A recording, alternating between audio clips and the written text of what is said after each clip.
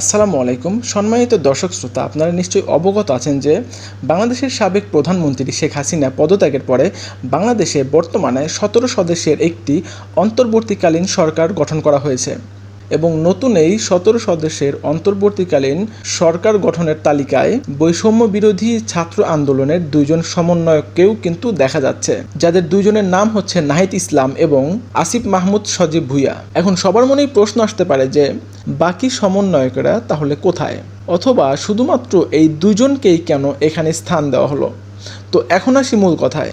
আপনারা নিশ্চয়ই জানেন যে বৈষম্য বিরোধী ছাত্র আন্দোলনে নাহিদ ইসলাম এবং আসিফ মাহমুদ সজীব ভুঁইয়া তারা কিন্তু দুইজনেই সিনিয়র এবং তারা দায়িত্বশীল।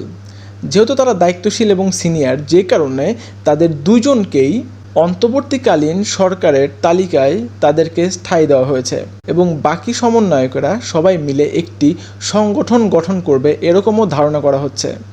এখন অনেকেই কিন্তু বলছে যে দুইজনকে অন্তর্বর্তীকালীন সরকার গঠনের তালিকায় রাখা হয়েছে তারা আসলেই যোগ্য কিনা।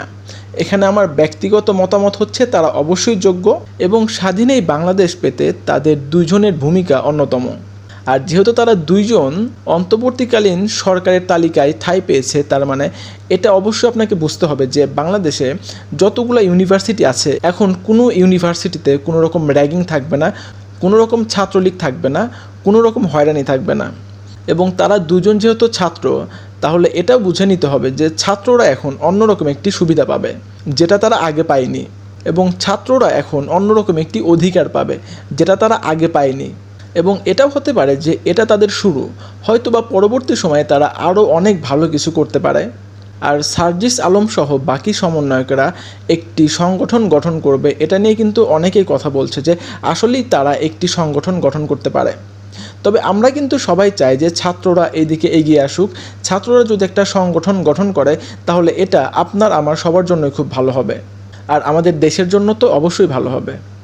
এবং একটি ভিডিও বার্তায় সার্জিস আলম বলেছিল যে তারা সমন্বয়করা মিলে নতুন কাউকে চায়, তারা পুরাতন কাউকে চায় না যারা কথা দিয়ে কথা রাখে না, যারা কথা দিয়ে কথার বরখেলাপ করে। তো সার্জিস আলমের সাথে আমি নিজেও একমত, আমি নিজেও নতুন কাউকে চাই। আমরা এই পুরনো কাউকে আর চাই না, যারা কথা দিয়ে কথা রাখতে পারে না তাদের মতো কাউকে আমরা আর চাই না। আবার অনেকে এটাও বলছেন যে অন্তর্বর্তীকালীন সরকার গঠনে যে দুইজনের নাম ঠাঁই পেয়েছে তারা দুজন মিলেই অন্য একটি সংগঠন গঠন করতে পারে, কিন্তু এগুলো কিন্তু মানুষের শুধুমাত্র মুখের কথা। তো এগুলোর দিকে নজর না দিয়ে আসুন আমরা এই দেশের দিকে নজর দিই। আমরা নতুন একটি দেশ পেয়েছি, নতুন এই দেশের জন্য কাজ করি এবং পরবর্তীতে কে কোন দল গঠন করে সেটা পরে দেখা যাবে। প্রথমত আসুন আমরা এই দেশের জন্য কাজ করি, কারণ স্বাধীনতা অর্জন করার থেকে স্বাধীনতা রক্ষা করা কিন্তু খুবই কঠিন।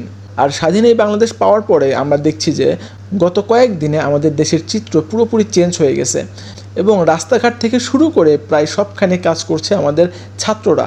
আমাদের দেশ কিন্তু অনেকটা এখন শান্ত হয়েছে। তো যাই হোক, আজকের ভিডিও এ পর্যন্তই। এতক্ষণ ধৈর্য ধরে আমার সাথে থাকার জন্য আপনাদেরকে অসংখ্য ধন্যবাদ।